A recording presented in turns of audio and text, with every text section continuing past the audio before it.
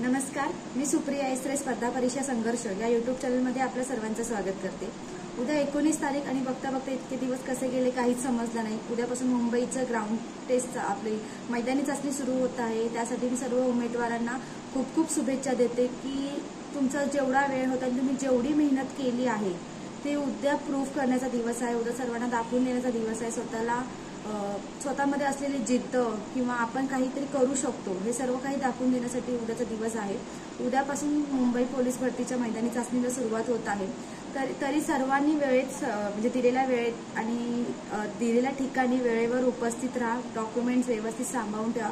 शक्यतो तर सर्व झेरॉक्सच सांगितलेले आहेत। ओळखपत्र फक्त मूळ ओळखपत्र घेऊन जायचे, बाकी सर्व कागदपत्रांची झेरॉक्स त्यांनी सांगितलेली आहे। आणि कोणीही घाबरू नका की कसं होईल काय होईल। तुम्हाला आतापर्यंतच्या झालेल्या मैदानी चाचणी तुम्ही बघितलीच असेल इतर जिल्ह्यांची की एवढा पाऊस आहे, इतकं असं तसं मुलांनी खूप काही तुम्हाला सांगितलं असेल।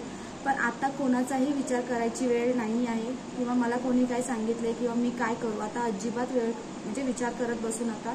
आता फक्त वेळ ही आली की तुम्ही जे काही केलंय एवढं 6 महिन्यात ते सर्व तुम्हाला आता सिद्ध करून दाखवायचं आहे जगाला। आणि ही तुमची शेवटची भरती आहे असं समजून तुम्हाला प्रयत्न करायचे आहेत।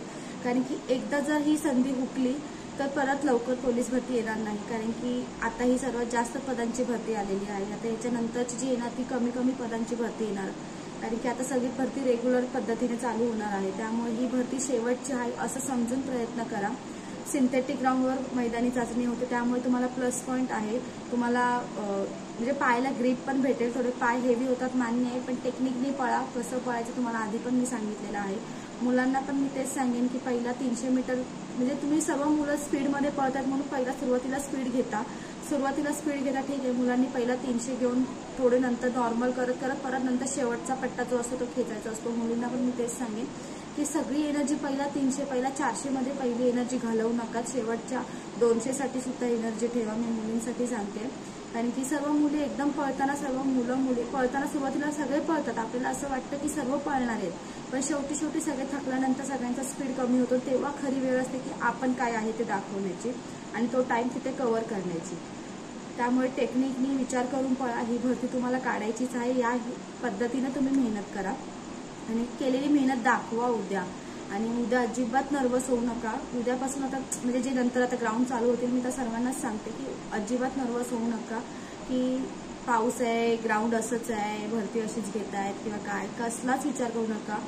संकटही त्यांनाच येतात जे काहीतरी आयुष्यात करून दाखवणार असतात। त्यांनाच संकटांना सामोरे जावं लागतं असा विचार करा आणि या संकटांना सामोरे जा। आणि ही भरती, हे पद, हे जागा तुमचीच आहे असं ठरवा। कारण की बहुतेक जण विचार करून येतात, तुम्हाला असं वाटतं कॉम्पिटिशन खूप आहे, खूप मुलं आहेत, पण ह्यातून भरती होणारे काहीच जण असतात। त्यामुळे जास्त विचार करत बसू नका। आणि कोणाला काही अडचण असेल तर मला कमेंट थ्रू नक्की सांगा। आणि एकदा जर मैदानी चाचणी झाली तर अभ्यासाला परत सुरुवात करा। कारण की सगळ्यांनाच असं वाटतं की मैदानी चाचणीत कमी मार्क्स भेटतात, पण तुम्ही तर प्लस पॉईंट करून दाखवा की आम्ही मैदानीतच मार्क कव्हर करतोय। आणि त्यामुळे ते मार्क तिथे कव्हर करून तुम्ही लेखीसाठी पण स्टेबल राहा। तर मग मी सर्वांना परत एकदा शुभेच्छा देते मैदानी चाचणीसाठी। आणि जे कोण आता झालेल्या जिल्ह्यांची लेखी परीक्षा मैदानी चाचणी सर्वांची परत निवड यादी पण आलेली आहे। त्या सर्वांसाठी लागणारं डॉक्युमेंट्स, कागदपत्र पडताळणी आता त्यांची होणार आहे। तर त्यांना लागणारे डॉक्युमेंट्स आणि परत ट्रेनिंग सेंटरवर जाताना काय काय सामान घेऊन जायचं या सर्वांची लिस्ट मी नेक्स्ट व्हिडिओमध्ये सांगणार आहे। त्यामुळे जर कोणी या चॅनलवर नवीन असेल तर प्लीज या चॅनलला सबस्क्राईब करा आणि बेल आयकॉन प्रेस करा, जेणेकरून तुम्हाला नवनवीन व्हिडिओचे नोटिफिकेशन्स तुमच्या व्हिडिओवर येत राहतील। आणि तुमच्या पोलीस भरती करणाऱ्या प्रत्येक मित्राला व्हिडिओ शेअर करा, प्रत्येक मित्राला सांगा। कारण की मी आता सध्या नागपूर या ट्रेनिंग सेंटरमध्ये आहे, त्यामुळे ट्रेनिंग सेंटरपर्यंतचा जो प्रवास आहे इथपर्यंत येण्यासाठी जे स्टेप्स असतात ते तुम्हाला मी सांगणार आहे की काय काय गोष्टी फॉलो कराव्या लागतात। त्यामुळे मी तुमची मोठी बहीण किंवा तुमची मैत्रीण समजून मी तुम्हाला सपोर्ट करते, तुम्ही मला थोडाफार सपोर्ट करा। आणि काही असेल प्रॉब्लेम तर नक्की कमेंट थ्रू सांगा। आपण एकमेकांना सपोर्ट करून आपल्याला पुढे जायचं आहे। त्यामुळे आणि परत उद्यापासून सुरू होणाऱ्या मैदानी चाचणीसाठी मी सगळ्यांना ऑल द बेस्ट बोलते। सर्वांचा निगेटिव्ह विचार असतो की मैदानी चाचणी फक्त पावसामुळे किंवा सिंथेटिकवर होणार आहे किंवा मैदानी चाचणीत मार्क्स कमी भेटणार असं सगळ्यांचं मेंटॅलिटी असते। पण ती मेंटॅलिटी आपण चेंज करून दाखवायची की मी जिथे लोकांना निगेटिव्ह वाटतं तिथे मी माझं पॉझिटिव्हिटी कशी दाखवेन, तिथे मी माझा स्कोअर कसा वाढवेन। हे थिंकिंग तुम्ही ठेवा आणि त्या थिंकिंगने पळा, कारण की आपल्या आई वडिलांचे कष्ट डोळ्यासमोर असले पाहिजे, आपल्या आई वडिलांचा चेहरा आपल्या डोळ्यासमोर असला पाहिजे. जर त्यांचा चेहरा आपल्या डोळ्यासमोर असेल ना तर आपण सगळे संकट अशी क्रॉस करत जातो. आणि तुम्हाला मगाशी पण सांगितले, संकट त्यांच्याच वाटेला येतात ज्यांच्या आयुष्यात काहीतरी लिहिलेलं असतं.